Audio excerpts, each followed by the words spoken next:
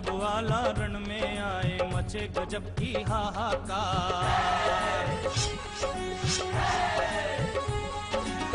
जब वाला रण में आए मचे गजब की हाहाकार। एक बार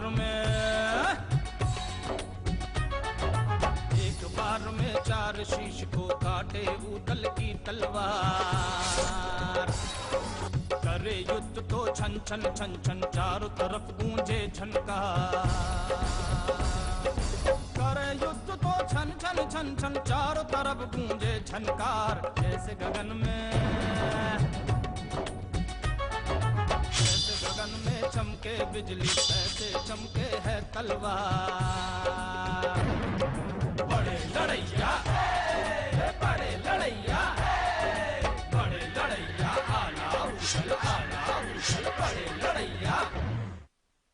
जाओ पकड़ो उसे जाओ।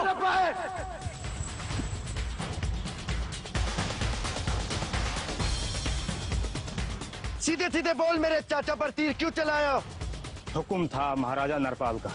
झूठ बोलता है, ये जरूर जोगा भोगा की चाल है। बुराई का वर्चस्व बढ़ाए रखने के लिए हमें नई नीति अपनानी होगी। ऐसी नीति जो महोबा के खिलाफ। ऐसी चाल जिसके बारे में माडो में कोई समझ ना सके।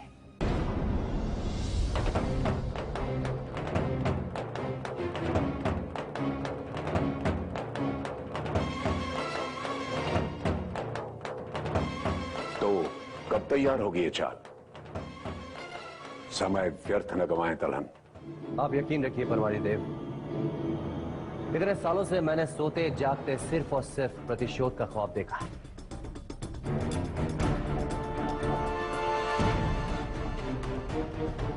मेरे मन में एक योजना है, पर उस योजना को सफल बनाने के लिए चाल चलनी होगी।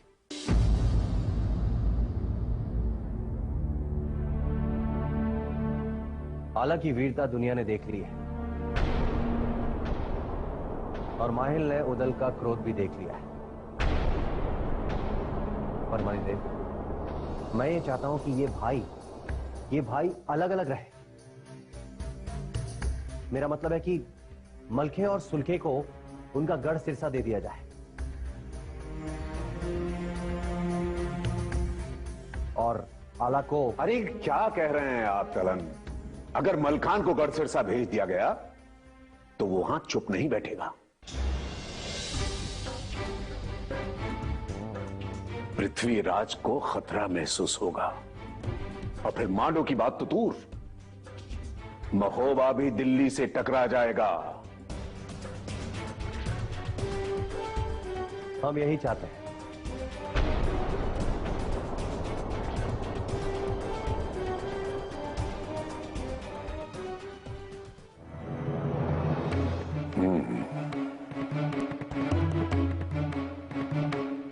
गढ़ सिरसा है तो मलखे और सिलखे का ही।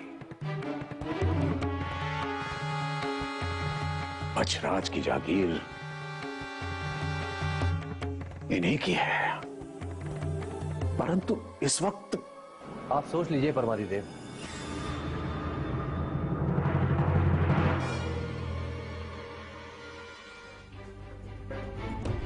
ठीक है, जल्द ही हम एक बैठक करेंगे और सबकी राय लेंगे।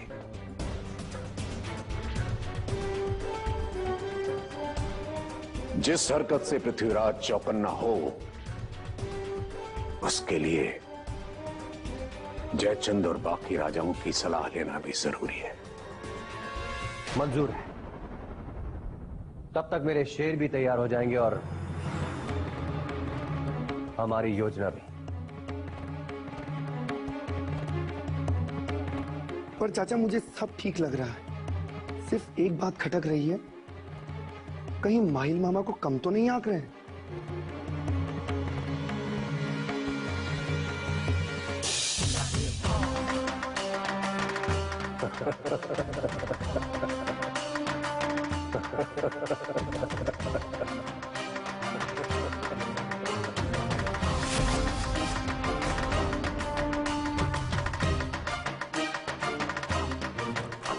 महाराज की जय हो। नैनागढ़ से सूचना आई है कि महाराज नरपाल आपका स्वागत करने के लिए तैयार है। और महाराज नरपाल के संबंध माड़ो के बघेल राय से बहुत अच्छे हैं, इसलिए नैनागढ़ अभी तक बघेल खंड बनने से बचा हुआ है। दत्ता गुरु, हमें यह सूचना मिली है कि महाराज नरपाल की बेटी बेहद खूबसूरत है। हमारे बेटे युवराज को इतला करो कि हमारे साथ चलने के लिए तैयार हो जाए। एक तीर से दो निशाने करना माहिल को बहुत खूब आता है। कल सुबह नैनागढ़ चलने की तैयारी की जाए। लेकिन महाराज, अभय तो आपकी बहन के पास है, तब से वो उन्हीं से बातें कर रहे हैं। अरे अरे अरे अरे, वो उसके दिमाग में पता नहीं क्या क्या भर देगी।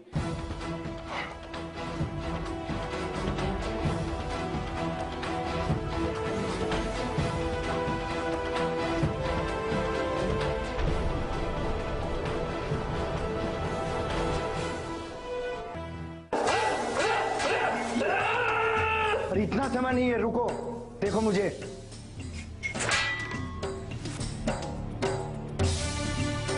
बस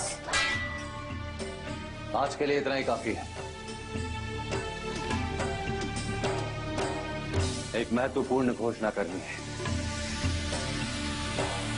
तुम सब में जो सबसे वीर है, आला माड़ो जो लश्कर जाएगा, आला उसका सेनापति होगा। पर सेनापति तो आप होंगे चाचा। आला, यह फैसला राजनीतिक और सैनिक नीति को ध्यान में रखते हुए लिया गया है। जिस तरह तुम हमेशा से हमारे फैसले स्वीकारते आए, ये भी। लेकिन आला, हम परमादिदेव के पास जा रहे हैं।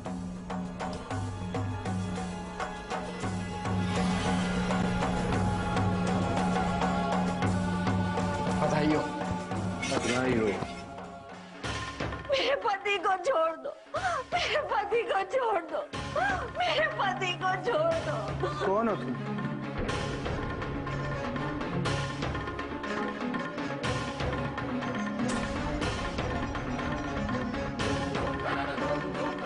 अरे ये मेरी पत्नी और बेटी है। मुझे ढूंढते ढूंढते नैनागढ़ से यहाँ तक आ गए।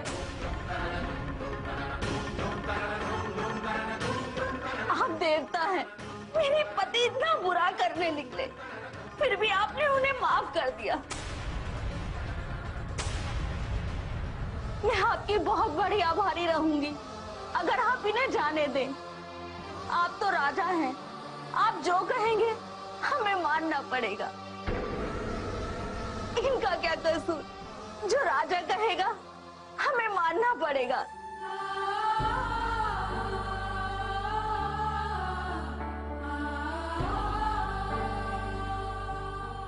लेकिन तुम ये आई कैसे? बेटा, बाकी सैनिकों ने बताया कि जोगा भोगा गुरुकुल पे हमला करने गए हैं, इसलिए देखने आ गई कि ये है भी या नहीं। बेटा, मेरा संसार इन्हीं से है। मेरी बच्ची अनाथ हो जाएगी, इन्हें छोड़ दीजिए, इन्हें जाने दो। जाओ अपने जोगा बोगा से कह दो आए और इन्हें छुड़ा के लेके जाए। बेटा, मैं उनसे कैसे विनती करूं? वो तो दिल्ली निकल गए अपनी बहन का टीका पृथ्वीराज के लिए लेकर।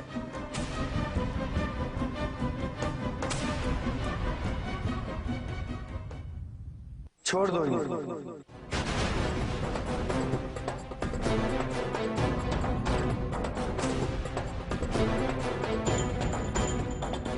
क्या कह रहे हैं दाऊ? लेकिन जिसने चाचा की जान लेनी चाहिए, उसे कैसे छोड़ दी?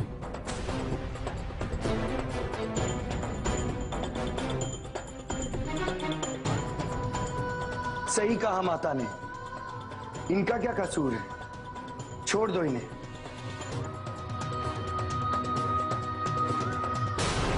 वैसे भी हम कल नैनागढ़ जाना चाहते हैं, ये साथ ले जाएंगे। एक बार पता चल जाए कि पृथ्वीराज के घर जो टीका गया है उसकी मर्जी से गया है या नहीं। और यदि मर्जी से नहीं गया हुआ तो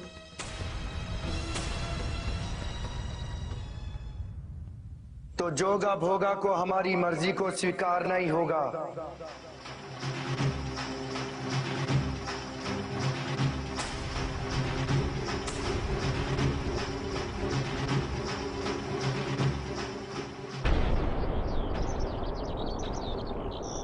इतनी छोटी सी बात के लिए पुश्त दर पुश्त की दुश्मनी निभा रहे हो अपनी बहन से? ठीक, क्यों किया वीर तुमने ऐसा?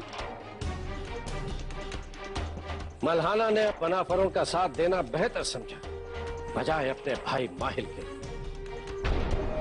जिस बाघेल राय ने उन बनाफरों को मारा है वो उनके बेटों को भी खत्म कर देंगे। क्या बुरा किया मैंने जो उनके बाप की हत्या का राज उनके बेटों पर खोल दिया? तो जा रहे हैं हम और वापस कभी लौटकर नहीं आएंगे अरोई में। मत लौटना। कौन सा पृथ्वीराज तुम्हें अपनी पटरानी बनाकर रखना चाहता है जो तुम इतना घमंड कर रही हो?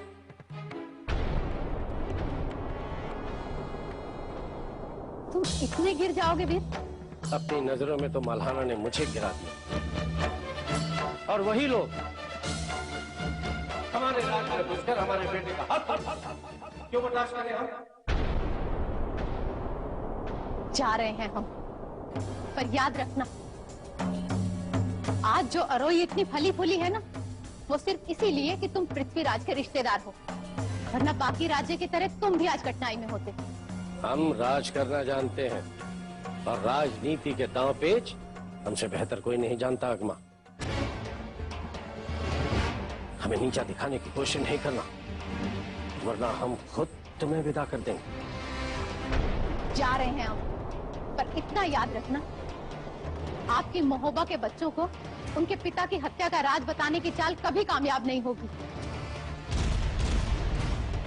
बस इतनी प्रार्थना करूंगी कि आपकी अरोई पर आपके भांजों की नजर कभी ना पड़े, वरना एक अकेले ने अरोई में आकर अभय का हाथ तोड़ दिया और तुम्हारे सैनिक उसका कुछ नहीं बिगाड़ पाए।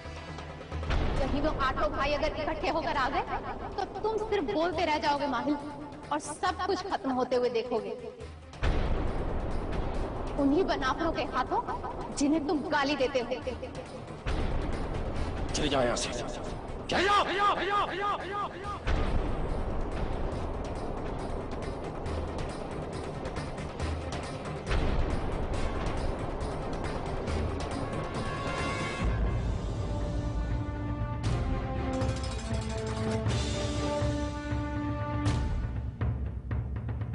हम आपको मुक्त करते हैं और अभी रात है, आप लोग यहीं पर विश्राम कीजिए।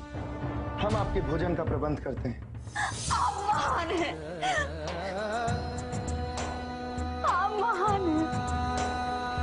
मैं शारदा माई से प्रार्थना करूंगी जब तक सूरज चांद रहे आपका नाम रहे।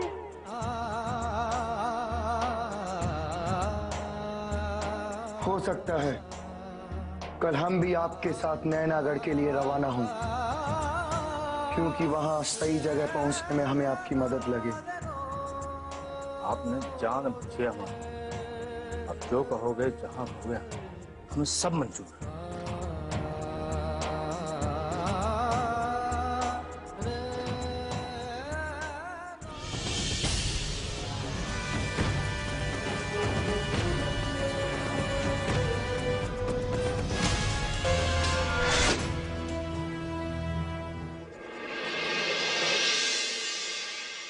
दाऊ, दुश्मन के घर में घुसने का परिणाम घातक हो सकता है। हम जानते हैं सुल्के, पर आप उस राजकुमारी को नहीं जानते। सिर्फ एक भेंट हुई है और आपको उनकी इतनी चिंता हो गई कि अगर उसके भाई टीका लेकर पृथ्वीराज चौहान के पास गए भी हैं, तो भला इसमें आपको क्या आपत्ति है? सुल्के, रहने दे। दाऊ को वाकई कोई ना कोई आपत्ति होगी जो वो इतना खतरा उठाने के लिए तैयार है। लेकिन क्यों? हो जाए उस राजकुमारी का विवाह किसी से भी। राजकुमारी की मर्जी से हुआ या नहीं, इसमें दाऊ को अपनी टांग क्यों अड़ानी है? सोच ले, मां शारदा का हुक्म है। सुल्खे, लगता है ये मामला तेरी समझ में आया नहीं। राजकुमारी की मर्जी है या नहीं ये आवश्यक नहीं, पहले अपने दाऊ से पूछ क्या उनकी मर्जी है कि उस राजकुमारी का विवाह किसी और के साथ हो। हम भी आपके साथ नैनागढ़ चलेंगे।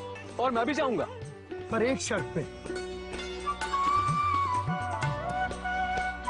जैसे ही मेरी और राजकुमारी की भेंट होगी, अब सब लोगों को नैनागढ़ की सीमा के बाहर जाकर मेरी प्रतीक्षा करनी होगी। मैं आपको सहमति प्रदान करता हूँ कि आपको और राजकुमारी को एकदम अकेला छोड़ दूंगा। बिल्कुल, हम आपके और राजकुमारी के बीच बिल्कुल बाधा नहीं बनेंगे, बल्कि विश्राम करेंगे जंगल में जाकर, ताकि आप सफल लौटे।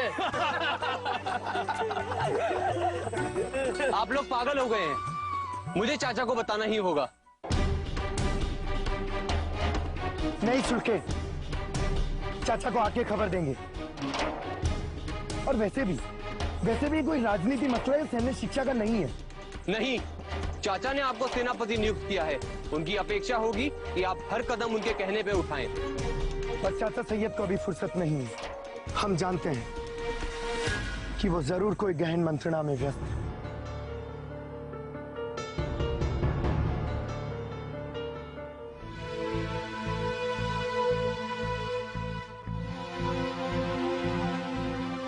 परमारी देव, मलके सुलखे को अफसोस रहेगा कि उनके पास कोई किला नहीं है।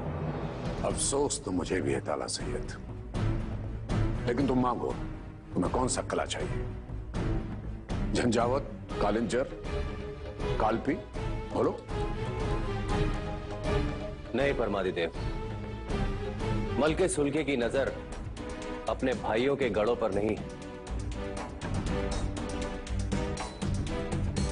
उनके पिता का गढ़ सिरसा है, उन्हें वही मिलना चाहिए।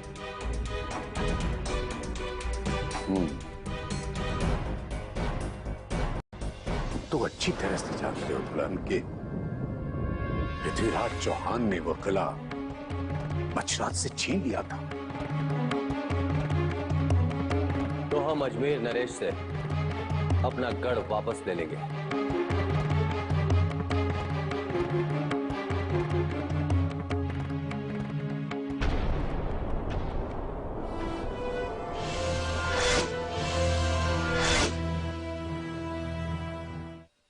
तो हम अजमेर नरेश से अपना गढ़ वापस ले लेंगे।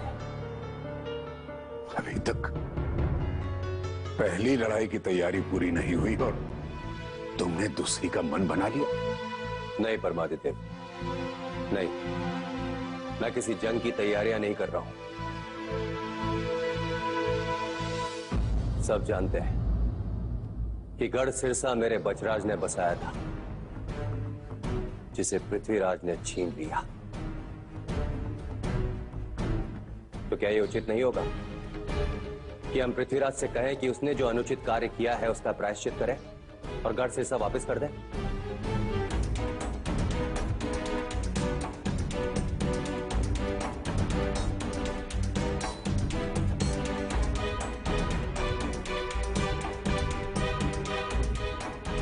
बात तो तुम्हारी ठीक है, परंतु ये निर्णय हम अकेले नहीं ले सकते और हो सकता है कि पंचायत हमें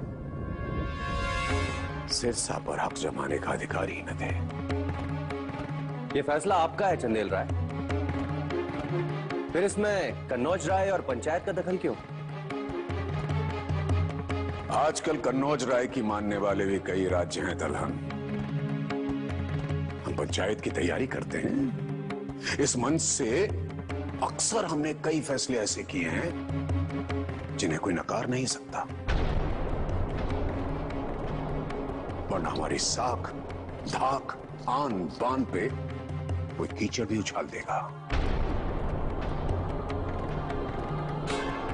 हाँ, लेकिन एक बात का भरोसा हम तुम्हें देते हैं कि सभी राज्यों को मिला लेंगे और हो सकता है कि इन सब के जोर से पृथ्वीराज चौहान भी मान जाए। नहीं, ये पृथ्वीराज चौहान दंभी है, घमंडी है, इतनी आसानी से स्वीकार नहीं करेगा।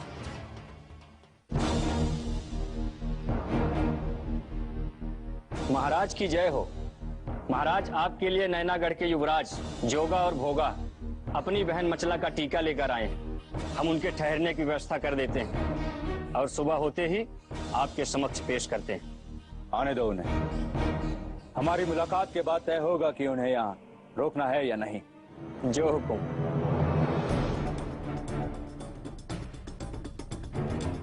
अजमेर नरेश की जय हो। हम नैनागढ़ के युवराज अपनी बहन का टीका लेकर आए। क्या कनौज राय से दोस्ती खत्म हो गई नरपाल की? कि तुम्हारे राज्य के आसपास कोई योग्य वर नहीं है तुम्हारी बहन के लिए? आपसे योग्य और कौन होगा? तुम्हारे पिता नरपाल तो हमेशा कनौज राय का ही साथ देते आए हैं। यह टीका उस बूढ़े के पास क्यों नहीं ले जाते? अजमेर नरेश, अयोग्य वर की तलाश में नहीं निकले हैं हम। हमारी बहन मछला लाखों में एक है। उससे रूपवती आपको पूरे भारतवर्ष में नहीं मिलेगी और नैनागढ़ हमेशा आपके सहयोग में होगा। हम भूल नहीं सकते नरपाल हमारे दुश्मन का दोस्त है। ये टीका हम स्वीकार नहीं करते। ये टीका हम स्वीकार नहीं करते।